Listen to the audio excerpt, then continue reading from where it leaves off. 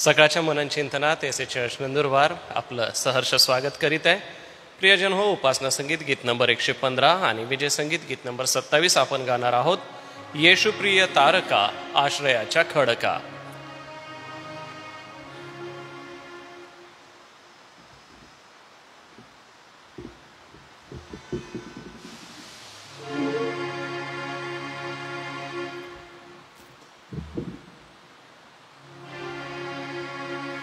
येशू प्रिय तारका, आश्रयाच्या खडका. वारा सुटे भोवती, लाटाही उसळती. येशू हो मला दार, सारी संकटे निवार. पैल पार पोचवी, जागा द्यावी गौरवी. नाही थारा आसरा, तुझी देशी पामरा. आश्रितान घालवी, पाठीला फिरवी. माझी आशा सगळी तुझ्या ठाई ठेविली. तुझ्या पंखे सर्व काळ करी माझा प्रतिपाल. येशू कृपा मागतो, तुझे पाय धरितो. दीन रोगी आंधळा, असा झालो खंगला. पूर्ण तुझी सत्यता, हो अति पवित्रता. मी किती बिघडलो, पातकांनी भरलो. तुझी कृपा अतिशय, क्षमा करी हो सहाय. प्रभु मला शुद्ध कर, दे सदात्मा जन्मभर. जीवनाच्या उगमा, मोठा तुझा महिमा. मनमनी वस्ती करी, ये सदा सत्ताधरी. प्रियजन हो, आपण स्तोत्रसंहितेचं मनन करीत आहोत. आज स्तित्र्या स्तोत्रावर आपण मनन करणार आहोत. आजचं जे मनन आहे ते सन्माननीय रेव्हरंड LP वळवी साहेब यांच्याकडून आहे. येणाऱ्या वचनाच्या आरंभी आपण प्रार्थना करणार आहोत. सोबतच आजच्या दिवसाला आपण प्रार्थनापूर्वक सुरुवात करून दिवसभरातलं सर्व कार्य प्रभूच्या हाती सोपवणार आहोत. तर आरंभीच्या प्रार्थनेसाठी आज आपल्यामध्ये धुळे मंडळीचे सन्माननीय साहेब उपस्थित आहेत. पास्टर सागर कालू यांना विनंती करतो, आपण पुढे या, सुरुवातीची प्रार्थना करा. नंतर मग आजचे नियोजित वक्ते आपल्याला मनन चिंतन देतील.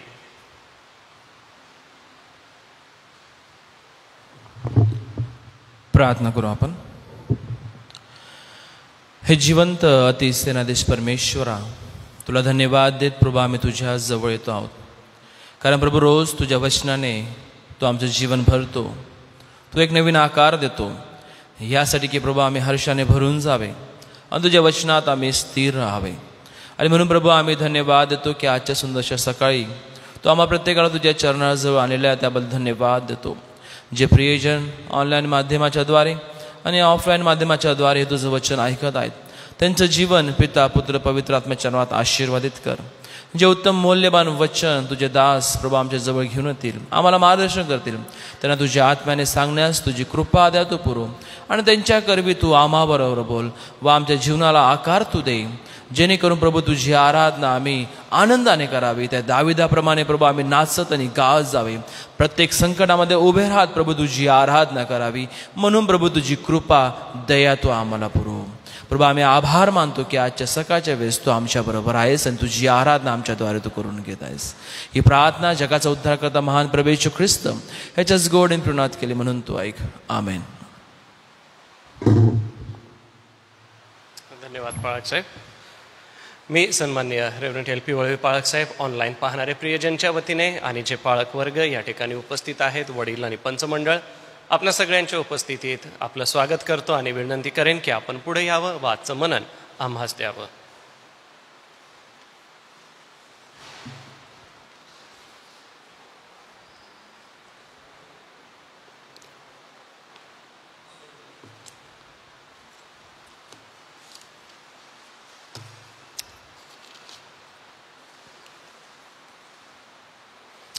या दिवसामध्ये स्तोत्रसंहितेमधून मनन चिंतन आम्ही करीत आहोत आणि आज जे स्तोत्र आपल्यासमोर मी ठेवणार आहे, स्तोत्र 3, या स्तोत्राचं आम्ही आज मनन चिंतन करून परमेश्वराची इच्छा आम्ही समजून घेऊया.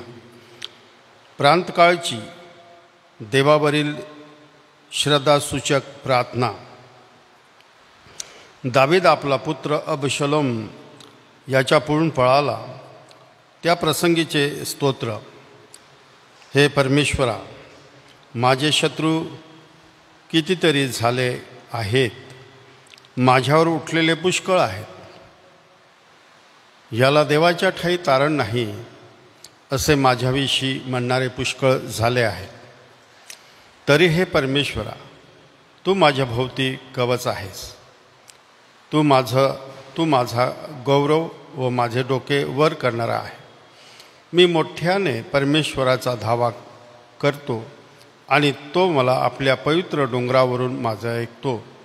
सेला.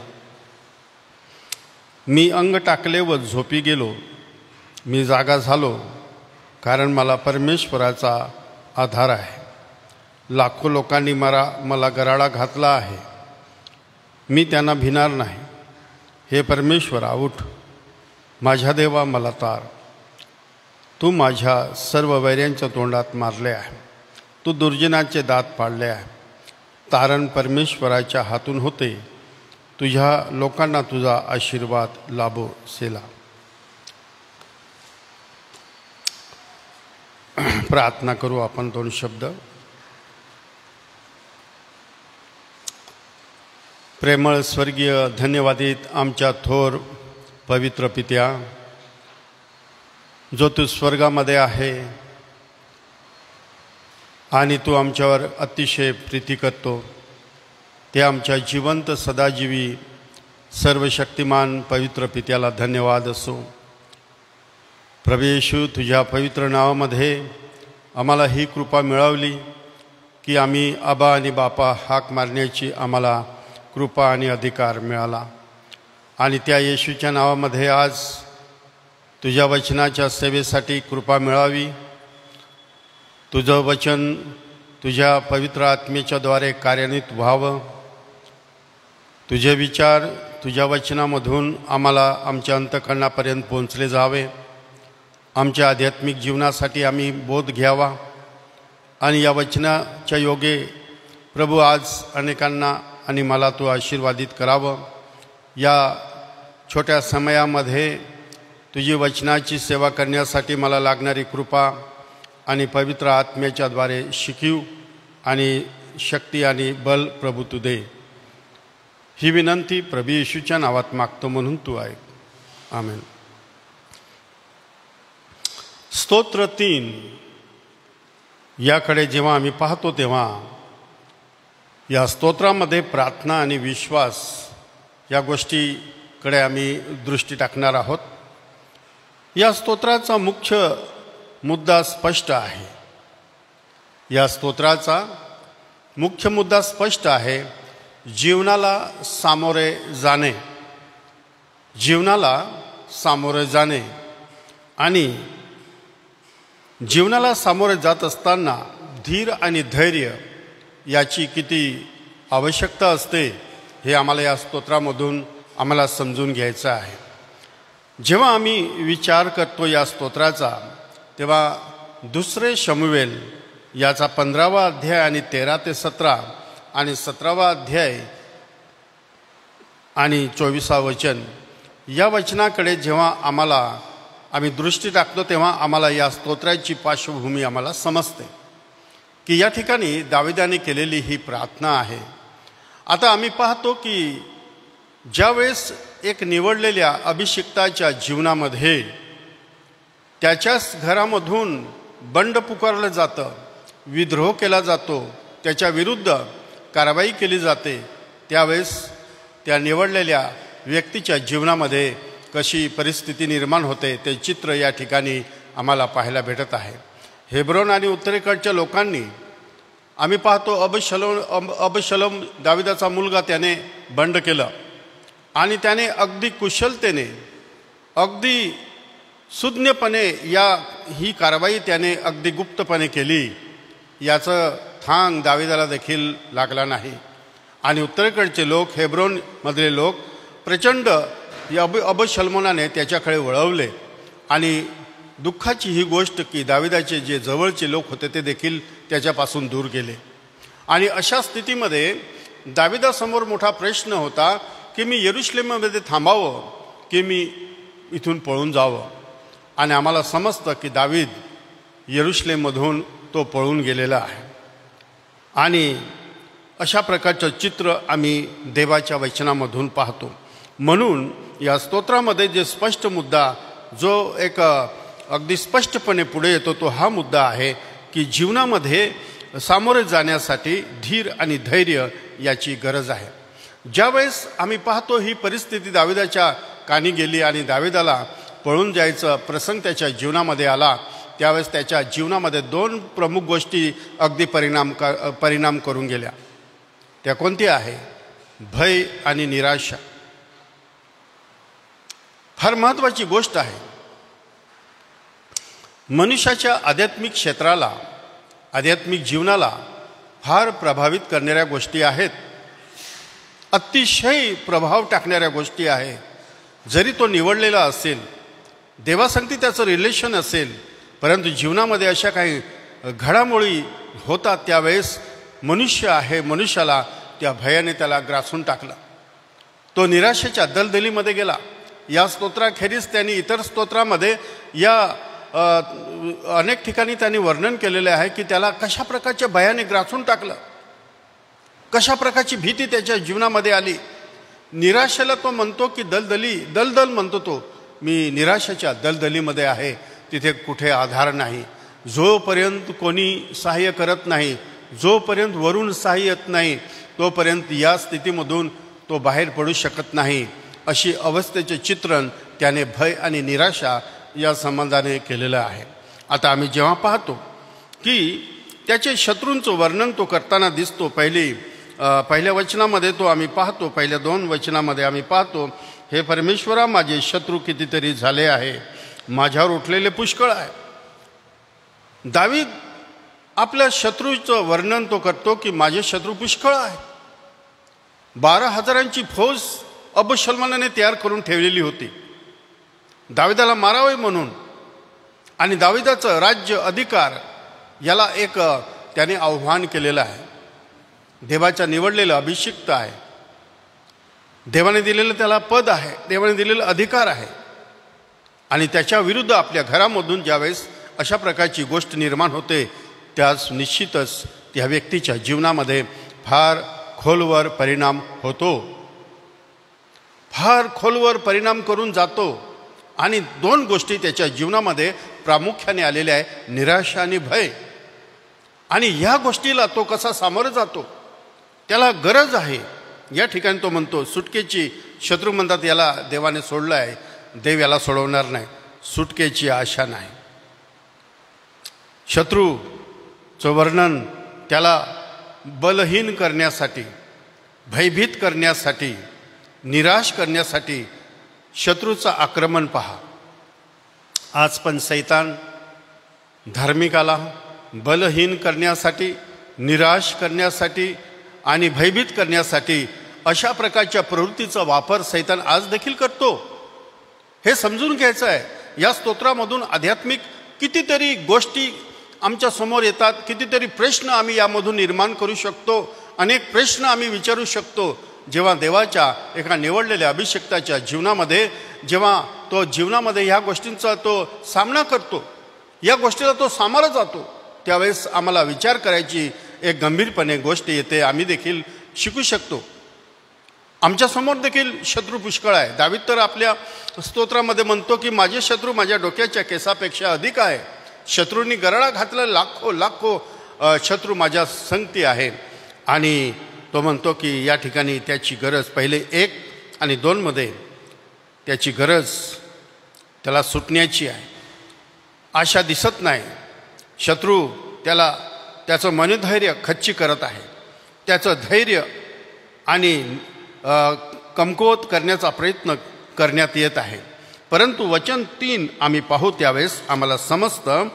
वचन 3 मध्ये काय म्हणतो, तरी हे परमेश्वरा तू माझ्या भोवती कवच आहे.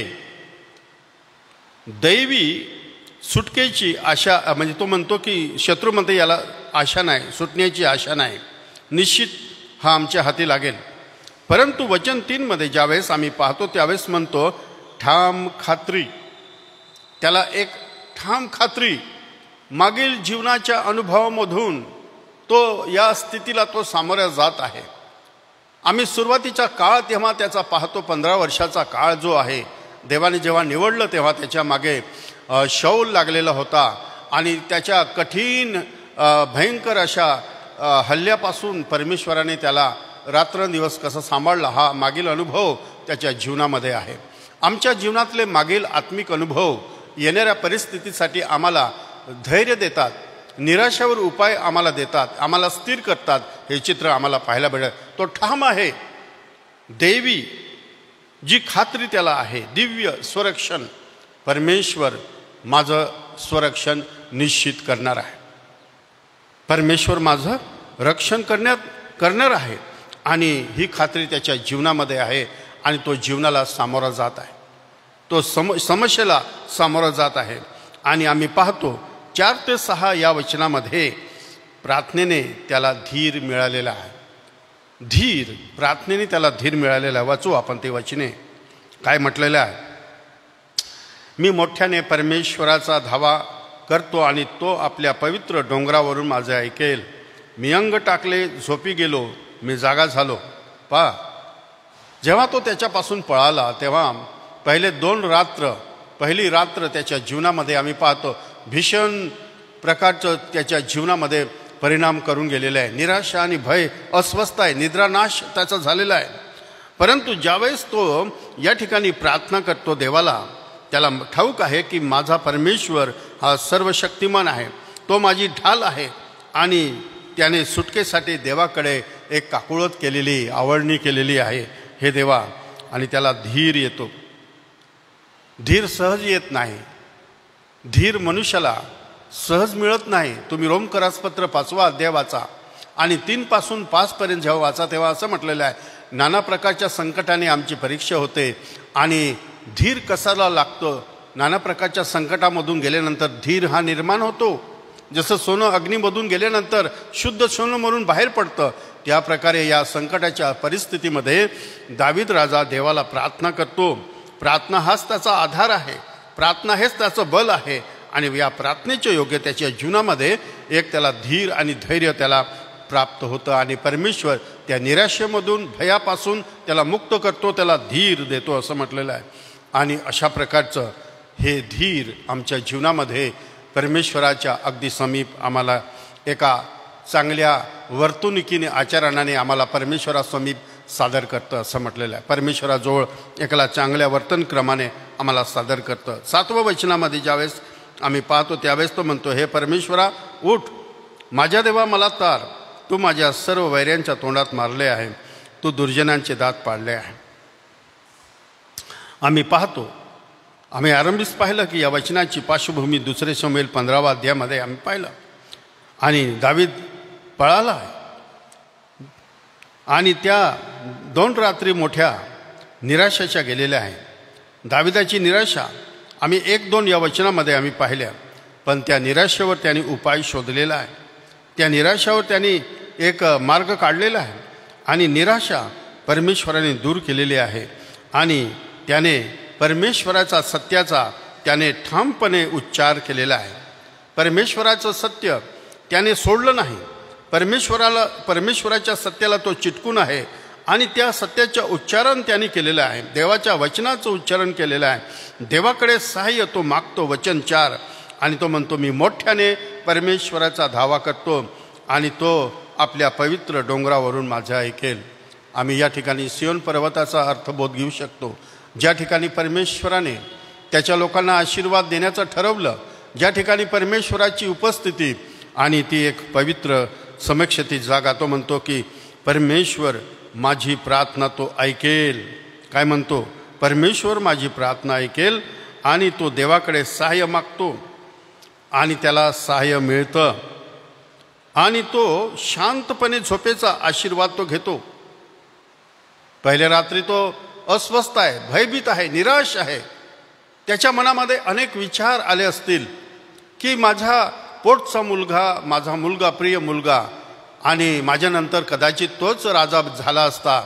आणि अशा प्रकारचे विचार दावीदच्या मनामध्ये आले असतील. एक बाप म्हणून तो विचार करतो की माझ्या मुलाने माझ्याविरुद्ध बंड केलेलं आहे. ती एक फार मोठा घाव आहे की प्रियजनांनी जेव्हा विश्वासघात केला जातो, तो घाव इतका खोलवर मनुष्याच्या अंतःकरणामध्ये प्रभाव टाकतो. आणि दावीद हा देखील मनुष्य निवडलेला होता, तरी तो मनुष्य होता आणि त्याच्या जीवनामध्ये हा घाव झालेला आहे. परंतु आम्ही पाहतो की त्याने परमेश्वराच्या सत्याचा, त्याने त्याच्या सत्यावर त्याची पकड आहे. तो देवाकडे विश्वासाने तो प्रार्थना करतो आहे आणि त्याला शांत झोपेचा आशीर्वाद परमेश्वर देतो. तो शांतपणे झोपतो, हा आशीर्वाद आहे. आणि येणाऱ्या नव्या दिवसासाठी नवीन एक विश्वास आणि नवीन धैर्य त्याला मिळते. प्रत्येक दिवसाला नवीन आव्हाने आहेत, प्रत्येक दिवसाला नवीन आव्हाने आहेत. आणि म्हणून प्रत्येक दिवशी आमचा विश्वास नवा विश्वासाची रचना होणं फार महत्त्वाची आहे. आणि दावीद राजा या संघर्षामधून जात असताना तो देवाकडे सहाय्य मागतो, देव त्याला सहाय्य करतो, शांत निद्रा त्याला देतो. नवीन दिवसासाठी तो पुन्हा परमेश्वराकडे एक नवीन विश्वासाची सहाय्याची याचना करतो. हे आत्मिक सत्य आम्ही शिकून घेतलं पाहिजे आहे. हे आत्मिक सत्य आम्ही शिकलं पाहिजे आहे की ज्यावेळेस आम्हाला आमच्या जीवनामध्ये आम्ही या जगामध्ये चालत असताना आम्हाला या गोष्टींची आवश्यकता आहे. सुटकेसाठी देवाचा धावा तो करतो आणि याला देवाच्या ठाई तारण नाही. देवाने याला सोडून दिलेला आहे आणि हा धावा करीत होता, असं देवाच्या वचनामध्ये आम्ही पाहतो. ठाम खात्री, दैवी स्वरक्षण. देव काय आहे हे त्याला नव्याने समजलं आहे. ज्यावेळेस आम्ही एक वेगळ्या परिस्थितीमध्ये जातो, आध्यात्मिक क्षेत्रामध्ये वेगवेगळ्या संकटांना सामोरे जातो, तेव्हा एक वेगळा आध्यात्मिक अनुभव जीवनामध्ये येतो. आणि त्या आध्यात्मिक नव्या अनुभवामधून आम्हाला देवाची नवीन रीतीने एक चांगली ओळख होत जाते. आणि दाविदाच्या जीवनामध्ये त्याला ह्या गोष्टींची खात्री झाली. तो अगदी परिपक्व झालेला आहे. त्याला माहीत आहे की परमेश्वर माझं स्वरक्षण करणार आहे, परमेश्वर माझं ढाल आहे आणि परमेश्वरापासूनच तारण आहे, सुटका आहे. हे सत्य त्याला समजलेलं आहे, नव्याने समजलेलं आहे. आणि हाच अंधकाराचं सावट दूर करण्याचा एक प्रभावशाली मार्ग आहे.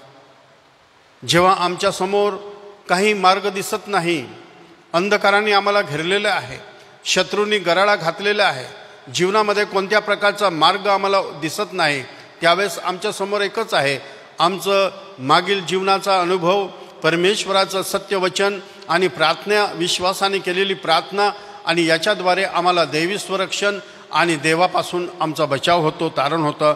हाच अंधकाराच्या साम्राज्याला सामर्थ्याला दूर करण्याचं एक प्रभावशाली मार्ग आहे. या स्तोत्रामधून आम्हाला ह्या गोष्टी पाहायला भेटतात आणि या गोष्टी दावीद आमच्यासमोर या स्तोत्राच्या रूपाने आमच्यासमोर ठेवतो. तारण परमेश्वरापासून होते, तुझ्या लोकांना आशीर्वाद लाभो. देवाचे तारण, परमेश्वर मनुष्याचं तारण करतो, सुटका करतो. किती भयानक परिस्थितीमध्ये असलं तरी जेव्हा आम्ही आमची दृष्टी विश्वासाने त्या परमेश्वरावर खिळलेली ठेवतो, आम्ही पाहतो मोशेच्या जीवनामध्ये उदाहरण आम्ही पाहतो की तांबड्या समुद्राजवळ ज्यावेळेस ते आले, हे इतके मोठा लाखो समुदाय आणि पुढे मार्ग नाही. मोशेवर सर्व लोक मारण्यासाठी, धोंडमार करण्यासाठी उभे आहे आणि अशा स्थितीमध्ये मोशे परमेश्वरावर विश्वासाने त्याच्या दैवी सत्यावर ठामपणे उभा आहे आणि त्या ठिकाणी परमेश्वराने त्या स्थितीमध्ये मोशेलाच मार्ग दाखवला, मोशेला समुद्रामधली कोरडी वाट दाखवली. आणि असं म्हटलेलं आहे की अशा स्थितीमध्ये ज्यावेळेस आम्ही अंधकाराने शत्रूंनी घेरलेलं असतो, वेगवेगळ्या जीवनाच्या समस्या असतात, त्यावेळेस आम्ही ठाम सत्यावर आम्ही स्वतःला उभं करतो, रचना करतो आणि विश्वासाचे योगे या देवी वचनाला आमच्या जीवनामध्ये घेऊन परमेश्वराकडे विश्वासाने आम्ही हाक मारतो, तेव्हा परमेश्वर आमचं संरक्षण करतो. हे स्तोत्र आम्हाला बहुत काही, पुष्कळ काही आम्हाला आध्यात्मिक सत्य आम्हाला शिकवतं. म्हणून आजच्या मननासाठी देवबाप या वचनाच्या द्वारे तुम्हाला आणि मला आशीर्वाद देव. परमेश्वर पित्याला धन्यवाद देतो व पाळकसाहेब आपलंही मनपूर्वक आभार मानतो. प्रियजन हो, आमचं संरक्षण करता आमचा प्रभू आमच्यासोबत आहे, आम्हाला सहाय्य करतो, आम्हाला कृपासुद्धा पुरवतो. प्रभूला धन्यवाद असो या त्याच्या पवित्र वचनासाठी. आणि हे सर्व पवित्र वचनं आपल्यासाठी प्रभुदेव बाप आशीर्वादित करत आहे. हे स्तोत्रसंहितेचं मनन आपण आणि धुळे मंडळीने देखील सुरू केलेलं आहे. धुळे मंडळीत 9व्या स्तोत्रापर्यंत आजपर्यंत मनन झालेलं आहे. आज आपण 3ऱ्या स्तोत्रावर नंदुरबार या ठिकाणी मनन केलं आहे. आपण दोनही चॅनल बघू शकतात व आपली आत्मिक वाढ करून घेऊ शकतात. आजच्या वचनासाठी मी परमेश्वराला पुन्हा धन्यवाद देतो. प्रियांनो, पावसासाठी फार विश्वासाने आपल्याला प्रार्थना करणं गरजेचं आहे, कारण की काही शेतकऱ्यांचे अभिप्राय होते की काहींनी पेरणी केली परंतु आता अंकुरित झालेलं आहे आणि उन्हामुळे ते करपत आहे. तर अशा वातावरणासाठी आपण प्रार्थना योद्धे प्रार्थना करणार आहोत. मोठ्या विश्वासाने प्रभूकडे आपण सहाय्य मागू. आजारी प्रियजनांची आपण आठवण करूया. प्रभुदेव बाप त्यांना आरोग्य देव. ममताबाई डलगे आहेत आणि सोबतच श्री पिढी लवणे आहेत, लवणे आंटी आहेत, रयता कजांबिलचा आहे. यांच्या आरोग्यासाठी आपण प्रभूकडे मागूया आणि प्रभुदेव बाप यांना आरोग्य देव. मालतीबाई वळवी आहेत, जुलियाना अक्का गायकवाड आहेत. प्रभुदेव बाप त्यांना आपली कृपा पुरवो. सापाबाई शिंदे आहेत, देवबाप त्यांना आरोग्य देव. सोबतच प्रियजन हो, आपल्या लेकरांचे ॲडमिशन आहेत. वेगवेगळ्या ठिकाणी ॲडमिशनसाठी फॉर्म भरले गेलेले आहेत, राऊंड सुरू झालेले आहे. आपल्या विद्यार्थ्यांचे सर्व ठिकाणी चांगले ॲडमिशन व्हावे, चांगले कॉलेज मिळावे यासाठी प्रार्थना करू. विशेष प्रार्थना करू 1 दिवसीय महिला शिबिरासाठी 22 तारखेला जे महिलांचं शिबिर होणार आहे त्यासाठी सगळ्यांच्या वतीने रेव्हरंड विश्वास पाडवे साहेब आपणाला विनंती करणार आहे. आपण प्रार्थना करायची आहे. ज्यांचे जन्मदिवस आज आहे त्यापैकी पास्टर राजीव मार्गे, सोलबी रोननबर्ग आणि मनोज पवार या प्रियजनांचे वाढदिवस आहे. तर मंडळीच्या वतीने आपणाला शुभेच्छा देतो व आपणासाठी आज सकाळी प्रार्थना करूया. प्रार्थना झाल्यानंतर प्रभूची प्रार्थना म्हणू व आशीर्वाद देण्यासाठी रेव्हरंड जयेश पठारे पाळकसाहेब आपण पुढे येऊन आशीर्वाद द्यावा. आमच्या स्वर्गीय जिवंत आणि थोर देव बापा, आम्ही तुझा आभार मानतो, तुझी स्तुती करतो आजच्या या भक्ती संगतीबद्दल. प्रभुदेव बापा, खरोखर तुझ्या वचनामधलं सामर्थ्य, तुझ्या वचनामधलं आश्वासन आम्हाला नवीन शक्ती देणारं आहे, नवीन उमेद देणारं आहे. आणि स्तोत्र 3मधून प्रभुदेव बापा जे काही उपदेशपर वचन आम्ही ऐकलं प्रभुदेव बापा, आणि त्या वचनामधून राजा दावीद खरोखर मोठ्या संकटात आहे आणि ते संकट प्रभुदेव बापा आपल्या स्वतःच्या लोकांचं आहे. आणि प्रभुदेव बापा खरोखर जो तुझ्या संबंधी आपलं काम करत असतो, जो तुझ्या संबंधी आपली सेवा करत असतो, आणि त्याच्या जीवनामध्ये प्रभुदेव बाप्पा अनेक प्रकारची अशी परीक्षा आहे, संकट आहेत आणि प्रभुदेव बाप्पा त्यामधून स्थिर असं उभं राहण्यासाठी, त्यामधून सुटका होण्यासाठी आणि परमेश्वराच्या नामाने जय जयकार करण्यासाठी, त्याचं नाव उंच करण्यासाठी लागणारी सर्व प्रकारची कृपा तूच पुरवणारा परमेश्वर आहे. आणि म्हणून दावीद आनंदाने ह्या सर्व गोष्टींना तोंड देत असताना प्रभू तो म्हणतो की नाशाच्या खाचेतून आणि दलदलीच्या चिखलातून त्याने मला वर काढले, त्याने माझ्या मुखात नवे गीत आमच्या देवाचं स्तोत्र घातले. आणि खरोखर प्रभुदेवापा असा हा विजयशाली राजा केवळ परमेश्वराला धन्यवाद देणारा असा तो होता. आमच्या जीवनात देखील प्रभुदेवापा अशाच प्रकारे आम्ही त्या परमेश्वराला उंच करण्यासाठी आणि त्याच्यावरच आपला जीवनाचा सर्व भार टाकण्यासाठी, भाव ठेवण्यासाठी आमचं तू विशेष सहाय्य कर. आजच्या सुंदरशा वचनाबद्दल आम्ही तुझ्या नावाला धन्यवाद देतो, तुझे आभार मानतो आणि तुझी स्तुती करतो. प्रभुदेवापा आज मंडळी म्हणून पुन्हा एकदा प्रभू आम्ही तुझ्या चरणाजवळ येतो आणि प्रभू आमच्या मंडळीतले जे लोक आजारी आहेत त्यांची आठवण देखील करतो. प्रार्थना करतो देवापा अशा सर्व आजारी जणांना तुझ्यापासून येणारं आरोग्य, तुझ्यापासून येणारं स्वास्थ्य याची गरज आहे परमेश्वरा. प्रतिदिवशी त्यांना तू स्पर्श करावा, रोज त्यांना नवीन शक्ती मिळावी आणि खरोखर याही दिवसामध्ये प्रभू त्यांच्याद्वारे तुझं स्तवन आणि तुझं गौरव व्हावं असंच तू दयेने आणि कृपेने होऊ दे. देवापा आम्ही या दिवसामध्ये विशेष करून प्रार्थना करीत आहोत. या दिवसात प्रभुदेवापा ज्या पावसाची आम्हाला अधिक गरज होती तो पाऊस या दिवसामध्ये प्रभुदेवापा थांबलेला आहे आणि प्रभू त्याला आता पुष्कळ मोठा गॅप देखील झालेला आहे. प्रभुश्वरा आमची प्रार्थना आहे या दिवसामध्ये प्रभुदेवापा या विशेष करून नंदुरबारच्या प्रांतामध्ये पुरेसा पाऊस पडावा आणि प्रभू जे काही प्रभू पावसाच्या पाण्यावर अवलंबून आहे, जसं पिण्याचं पाणी, शेतीचं उत्पन्न आणि प्रभुदेवापा येणाऱ्या वर्षांसाठी मुबलक साठा, या सर्व गोष्टी प्रभू येणाऱ्या दिवसात विपुल पर्जन्यवृष्टी व्हावी. आणि हे सर्व करणारा परमेश्वर तू आहे, तू कृपा पुरवणारा परमेश्वर आहे, वळवाचा पाऊस देणारा, आगोटीचा पाऊस देणारा परमेश्वर तू आहे. आणि म्हणून आम्ही तुला विनंती करतो देवापा या संपूर्ण प्रांतामध्ये चांगल्या प्रकारे वृष्टी व्हावी आणि प्रभू पीक पाणी यावं आणि शेतकऱ्यांच्या प्रभू चेहऱ्यावरील ताणतणाव दूर व्हावेत, आम्हाला देखील समाधान मिळावं म्हणून देखील आम्ही तुला प्रार्थना आणि विनंती करतो. जे आमच्या मंडळीचे प्रिय लोक आहेत प्रभुदेवापा अनेक ठिकाणी ॲडमिशनसाठी प्रयत्न करत आहे, एक्झाम्स देत आहे, इंटरव्ह्यू देत आहेत, अशा सर्व लेकरांना प्रभू तुझी कृपा दे, सामंजस्य दे आणि प्रभू शहाणपणाने सर्व गोष्टी करण्यासाठी लागणारं सगळ्या प्रकारचं चांगुलपण त्यांना तू दे, अशी आम्ही तुला प्रार्थना आणि विनंती करतो. देवबापा आम्ही प्रार्थना करतो आज ज्यांचे वाढदिवस आहे अशा सर्व प्रियजनांना प्रभुदेवापा तुझ्यापासून येणारे आशीर्वाद तू द्यावेस यासाठी प्रभू आम्ही आठवण करतो. आमच्या डेन्मार्क देशामधील प्रभुदेवापा आमची प्रिय बहीण सोलवी आणि प्रभुदेवापा आमचे मनोज पवार आणि पास्टर राजीव मार्गे या सर्व प्रियजनांची आम्ही आठवण करतो. त्यांच्यासाठी तुझ्या नावाला धन्यवाद देतो. गेलं वर्षभर त्यांचा तू प्रतिपाळ केला, त्यांना घेऊन तू चाललास, शक्ती, आरोग्य, बुद्धी, ज्ञान सर्व गोष्टींचा पुरवठा त्यांना तू केलास आणि प्रभू या सर्व त्यांच्या जीवनाबद्दल आम्ही तुझे आभार मानतो. येणारं वर्ष पुन्हा एकदा त्यांना प्रभू ज्या स्वास्थ्याची गरज असेल, जे कामकाज करण्यासाठी लागणारी शक्ती आणि दैवी मार्गदर्शनाची गरज असेल, अशा सर्व गोष्टींचा पुरवठा त्यांना तू करावास आणि यांच्या जीवनाद्वारे प्रभू तुझं नाव उंच केलं जावं, यांच्या जीवनाद्वारे प्रभुदेवापा तुझी स्वार्थ सांगितली जावे असंच तू दयेने आणि कृपेने होऊ दे, अशी आम्ही तुला प्रार्थना आणि विनंती करतो.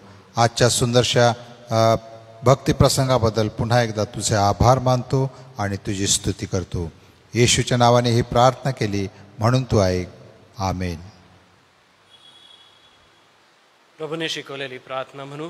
हे आमच्या स्वर्गातील पित्या, तुझे नाव पवित्र मानिले जाओ, तुझे राज्य येऊ, जसे स्वर्गात तसेच पृथ्वीवरही तुझ्या इच्छेप्रमाणे हो. आमची रोजची भाकर आज तू आम्हास दे, आणि जसे आम्ही आमचे ऋणास ऋण सोडितो तसेच तू आमची ऋणे आम्हास सोड, आणि आम्हास परीक्षेत आणू नकोस, तर आम्हास सर्व वाईटापासून सोडील. कारण की राज्य, सामर्थ्य आणि गौरव ही सर्व काळात तुझीच आहे. आमेन.